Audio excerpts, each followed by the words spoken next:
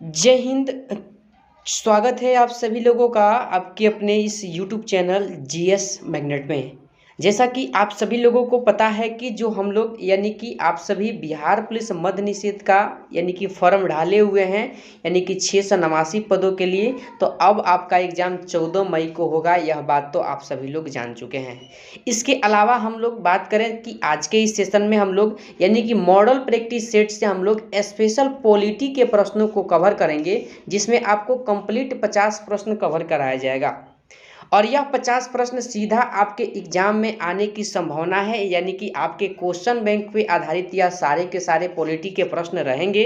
और आप सभी को पता ही होगा कि 6 से 7 प्रश्न आपको पॉलिटी से आसानी से पूछ लिया जाता है आपके बिहार पुलिस मद्य निषेध के एग्जाम में, ठीक है।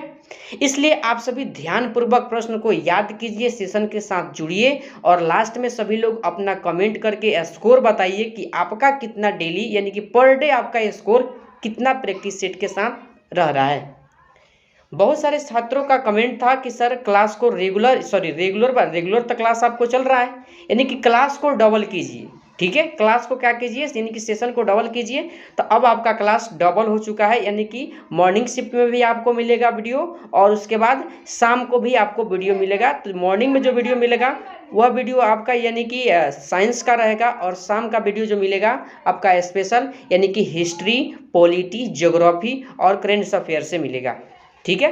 तो इसलिए अगर अभी तक आप सभी चैनल को सब्सक्राइब करके चैनल से नहीं जुड़े हैं तो चैनल को सब्सक्राइब करके सबसे पहले चैनल से जुड़ जाइए आप सभी, ताकि आपसे कोई भी प्रैक्टिस सेट छूटे नहीं और सीधा प्रश्न आप सॉल्व करके जाइए और 14 मई के दिन एग्जाम में बैठिए और प्रश्न आपके पेपर में छपे। तो चलिए ज़्यादा देर न करते हुए हम लोग प्रश्नों को सॉल्व करेंगे, अपने प्रश्न पे आएंगे और प्रश्नों को सॉल्व करते हैं कि किस लेवल के सेशन में आज प्रश्न रहने वाले हैं। तो आप सभी का पहला प्रश्न है कि भारतीय संविधान के किस अनुच्छेद में धन विधेयक की परिभाषा दी गई है। तो इस प्रश्न के अगर सही आंसर का बात किया जाए तो ऑप्शन नंबर बी को ध्यान रखिएगा, यानी कि अनुच्छेद 110 में इसकी परिभाषा दिया गया है, ठीक है। चलिए अगला प्रश्न है आप सभी का 2 नंबर, सर्वोच्च न्यायालय के न्यायाधीश कितनी वर्ष की उम्र में सेवानिवृत्त होते हैं। देखिए चाहे वो 6 वर्ष पूरा हो जाए या 65 वर्ष, दोनों में से कोई पूरा हो जाएगा तो सेवानिवृत्त हो जाएंगे। देखिए क्वेश्चन अगर थोड़ा सा साफ नहीं दिखाई देना तो अपने वीडियो को क्वालिटी को क्या कीजिएगा, बढ़ा लीजिएगा, ठीक है। चलिए अगला प्रश्न है आप सभी का 3 नंबर, भारत के नियंत्रक एवं महालेखा परीक्षक का कार्यकाल कितना होता है। देखिए 6 वर्ष पूरा हो जाए या 65 वर्ष, ऑप्शन नंबर ए को आप सभी लोग ध्यान रखिएगा, ठीक है। 3 के लिए ऑप्शन नंबर ए हो जाएगा सही जवाब। 4 नंबर प्रश्न है, राज्यसभा में सर्वप्रथम विपक्षी दल का नेता किसे चुना गया। देखिए विपक्षी दल का नेता जो चुना गया था ऑप्शन नंबर ए को ध्यान रखिएगा आप सभी, रामकृष्ण हेगड़े को चुना गया था। जबकि वर्तमान में कौन है आप सभी कमेंट करके बताइए, ठीक है। चलिए अगला प्रश्न है आप सभी का 5 नंबर, लोकसभा में प्रथम विपक्षी दल का नेता किसे चुना गया। देखिए इस बार लोकसभा में पूछा जा रहा है और इसके पहले राज्यसभा में पूछा गया था। तो इस प्रश्न का सही जवाब शुभम सिंह हो जाएगा, ठीक है। चलिए ऑप्शन नंबर सी को ध्यान रखिएगा। 6 नंबर प्रश्न है, उच्च न्यायालय के न्यायाधीश कितनी वर्ष की उम्र में सेवानिवृत्त होते हैं। देखिए 6 वर्ष पूरा हो जाए पहले या 62 वर्ष, यहाँ उच्च न्यायालय जब पूछा गया है तो आप सभी 62 वर्ष ध्यान रखिएगा, जबकि सर्वोच्च न्यायालय पूछे तो 65 वर्ष आप सभी लोग ध्यान रखिएगा, कन्फ्यूज मत होइएगा, ठीक है। चलिए अगला प्रश्न है, बिहार पुलिस में पूछा गया प्रश्न, पटना उच्च न्यायालय की स्थापना कब हुई। तो 1916 में, ऑप्शन नंबर सी को आप सभी लोग ध्यान रखिएगा, ठीक है। चलिए 8 नंबर प्रश्न है, कौन सा अनुच्छेद जो है आपका सर्वोच्च न्यायालय को न्यायिक पुनरीक्षण का अधिकार प्रदान करता है। देखिए न्यायिक यानी कि न्यायिक जो है आपका यानी कि पुनरीक्षण का जो अधिकार देने वाला आपका भारतीय संविधान का अनुच्छेद है वो ऑप्शन नंबर ए है, यानी कि 137, ठीक है। चलिए अगला प्रश्न है आप सभी लोगों के लिए 9 नंबर, सर्वोच्च न्यायालय में न्यायाधीशों की संख्या में वृद्धि करने का अधिकार किसे प्राप्त है। तो यह देखिए वृद्धि करने का या कम करने का अधिकार संसद को प्राप्त है, ठीक है। किसे प्राप्त है, संसद को, ध्यान रखिएगा। चलिए अगला प्रश्न है आप सभी लोगों का 10 नंबर, भारत में पहली बार संसद में विपक्षी दल के नेता को मान्यता किस वर्ष दी गई। तो वर्ष पूछा गया है तो 1969, ध्यान रखिएगा ऑप्शन नंबर सी, ठीक है। 11 नंबर प्रश्न है आप सभी का, विधानमंडल का उच्च सदन कौन है? तो विधानमंडल यानी कि विधानसभा जो होता है, यानी कि क्या होता है, जनता के सदन होता है, आप सभी को पता होगा। उच्च सदन विधान परिषद होता है, ठीक है। जबकि राज्यों में जनता का सदन विधानसभा होता है। क्या होता है? विधानसभा होता है, क्योंकि विधानसभा में से यानी कि जो लोगों के द्वारा चुना हुआ विधायक जाता है, वही काम करता है, विधानसभा में बैठता है, ठीक है। चलिए अगला प्रश्न है, किस लोकसभा अध्यक्ष के विरोध में सर्वप्रथम अविश्वास प्रस्ताव लाया गया? तो यह जो लाने का काम किया गया था, जीवी मालवंकर का नाम ध्यान रखिएगा, ऑप्शन नंबर ए, ठीक है। चलिए 13 नंबर प्रश्न है आप सभी का, भारत का प्रथम विधि अधिकारी कौन होता है? देखिए भारत का प्रथम विधि अधिकारी का बात किया जाए तो आप सभी लोग ध्यान रखिएगा, 13 का सही जवाब महान्यायवादी, लिख देते हैं महान्यायवादी होता है, ध्यान रखिएगा, ठीक है। चलिए आगे बढ़ते हैं। अगर थोड़ा सा प्रश्न पढ़ने में यानी कि आपको प्रश्न धुंधला दिखाई देता हो तो मैं बार बार कर रहा हूँ कि अपने वीडियो का क्वालिटी थोड़ा समय के लिए बढ़ा लीजिएगा या मेरी बातों को ध्यान से सुनिएगा, प्रश्न आपको अब यानी कि ऐसे ही याद हो जाएगा सुन कर ही, ठीक है। चलिए 14 नंबर प्रश्न है, धन विधेयक सर्वप्रथम पेश किया जाता है? तो धन विधेयक यानी कि लोकसभा में पेश किया जाता है, चूंकि जनता का सदन जो होता है लोकसभा ही होता है और इसे निम्न सदन कहा जाता है और राज्यसभा को उच्च सदन कहा जाता है, ध्यान रखिएगा। अगला प्रश्न है 15 नंबर, कोई विधेयक धन विधेयक है या नहीं, इसका अंतिम निर्णय कौन करता है? तो इसका जो अंतिम निर्णय करता है भारत के क्या है, लोकसभा के अध्यक्ष करते हैं, ध्यान रखिएगा, ठीक है। चलिए अगला प्रश्न है 16 नंबर प्रश्न हो जाएगा आप सभी लोगों का, ध्यान रखिएगा, धन विधेयक को राज्यसभा अपने पास अधिकतम कितने समय तक रोक सकती है? तो मात्र 14 दिन तक ही रोक सकती है, इस बात को ध्यान रखिएगा आप सभी लोग, ठीक है। चलिए अगला प्रश्न क्या है आप सभी का, 17 नंबर, भारतीय राज्य की प्रथम महिला राज्यपाल? तो सरोजिनी नायडू का नाम आप सभी लोग ध्यान रखिएगा, ऑप्शन नंबर ए, ठीक है।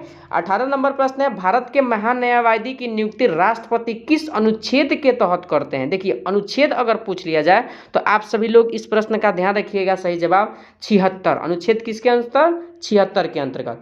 अगला प्रश्न है 19 नंबर, जनहित याचिका कहाँ प्रस्तुत किया जाता है? तो देखिए जनहित अगर याचिका का बात किया जाए तो ऑप्शन नंबर आप सभी लोगों को ध्यान रखना होगा, यानी कि डी यानी कि सर्वोच्च न्यायालय और उच्च न्यायालय दोनों में क्या किया जाता है, प्रस्तुत किया जाता है। इसलिए इस प्रश्न का सही जवाब ऑप्शन नंबर डी हो जाएगा, ए और बी दोनों, ठीक है। 20 नंबर प्रश्न है, राज्य सरकार का प्रथम विधि अधिकारी कौन होता है? तो अभी बताए हुए हैं, राज्य सरकार का यानी कि महाधिवक्ता होता है, ध्यान रखिएगा, ठीक है। अगला प्रश्न 21 नंबर हो जाएगा आप सभी का, उच्च न्यायालय के न्यायाधीशों की नियुक्ति कौन करता है? तो उच्च न्यायालय के न्यायाधीशों की नियुक्ति करने का काम अगर पूछा जाए आप सभी से तो आप सभी लोग ध्यान रखिएगा, राष्ट्रपति करते हैं। नियुक्ति कौन करते हैं? राष्ट्रपति। चलिए अगला प्रश्न है 22 नंबर, भारत सरकार के व्यय का नियंत्रण करता है, व्यय का नियंत्रण कौन करता है? तो आप सभी लोगों को ध्यान रखना है इस प्रश्न का, ऑप्शन नंबर डी, नियंत्रक एवं महालेखा परीक्षक करता है, ध्यान रखिएगा।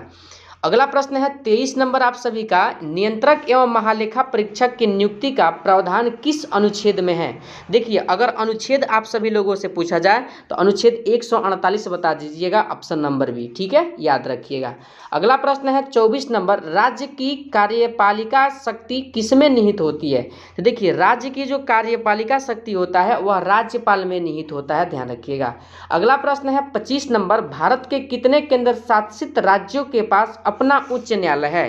तो देखिए इस प्रश्न के लिए जो आपका सही जवाब हो जाएगा, आप सभी लोग ध्यान रखिएगा, यानी कि 2, कितना हो जाएगा? 2 ध्यान रखिएगा, ठीक है, इसका ऑप्शन कट गया है।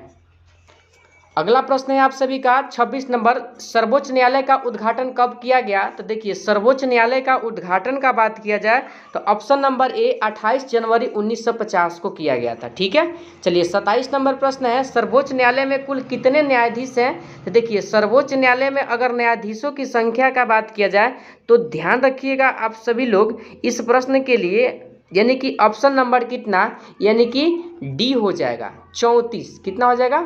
34, लेकिन अभी बढ़ करके कितना हो गया है, पहले कितना था 33 अब प्लस 2 कितना हो गया 35, ठीक है। तो आपको ऑप्शन के अकॉर्डिंग जाना है, लेकिन मैं आप सभी से बोलूँगा आप सभी 34 ही ध्यान रखिएगा, 35 नहीं, ठीक है ना।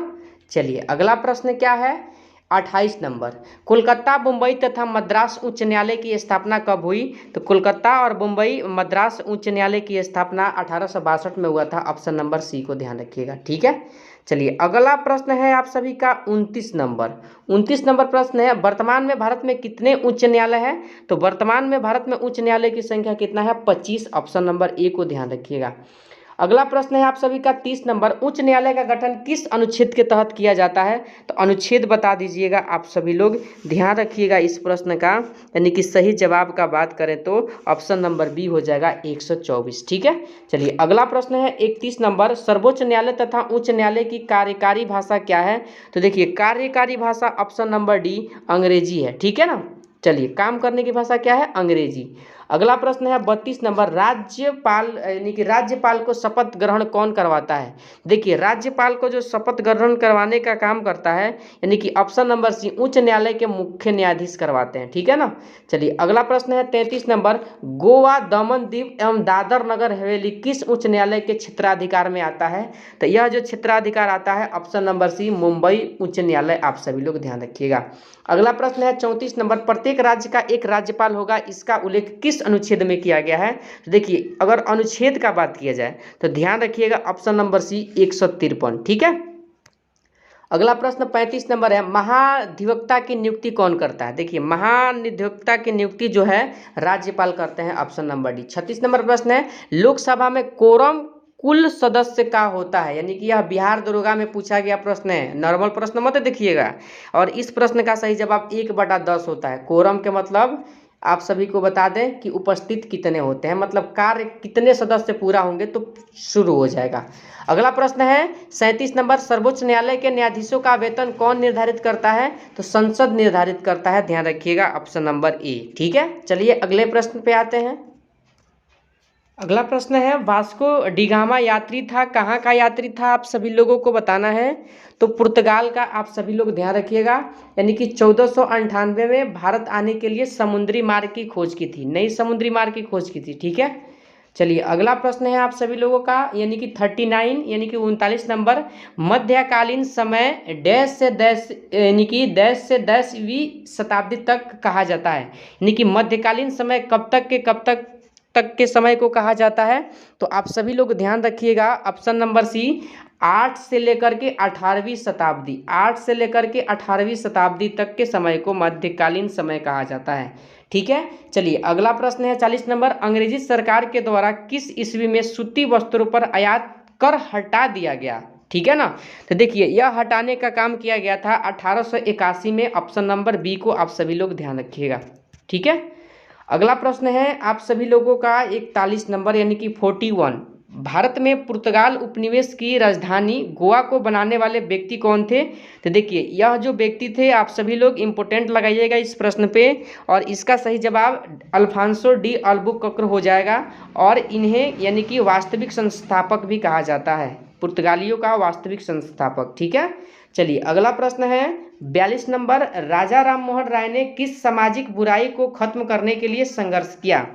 तो यह जो बुराई को खत्म करने के लिए संघर्ष किया था सती प्रथा। आप सभी लोग ध्यान रखिएगा ऑप्शन नंबर डी। ठीक है, अगला प्रश्न है 43 नंबर, नियोलिथिक का अर्थ क्या है? तो नियोलिथिक का अर्थ इसके पिछले वीडियो में मैंने बताया हुआ था आप सभी को, यानी कि हो जाएगा इसका सही जवाब ऑप्शन नंबर सी नवपाषाण काल। ठीक है, अगला प्रश्न है 44 नंबर, मुगल काल का पतन शुरू हुआ, मुगल काल का पतन कब शुरू हुआ?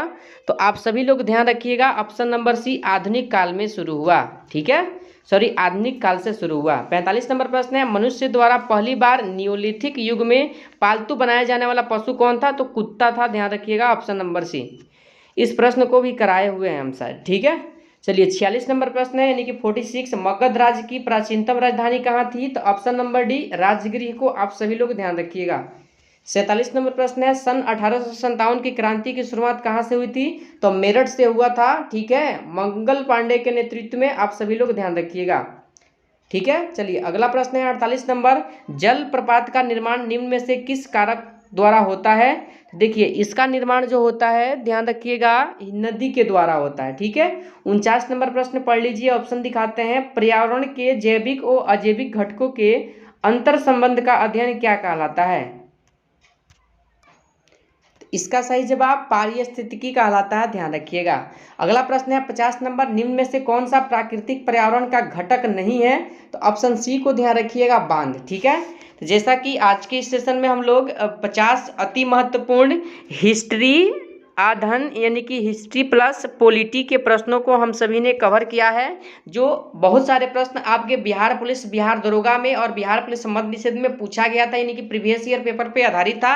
ऐसे ही पेपर आपको 14 मई के दिन यानी कि जब बिहार पुलिस मद्य निषेध के एग्जाम में आप बैठिएगा तो आप सभी को देखने को मिलेगा। आप सभी से रिक्वेस्ट है कि जितना भी प्रश्न आप सभी को कवर कराया जा रहा है, आप सभी हमेशा उसको याद रखिए, रिविजन करते रहिए।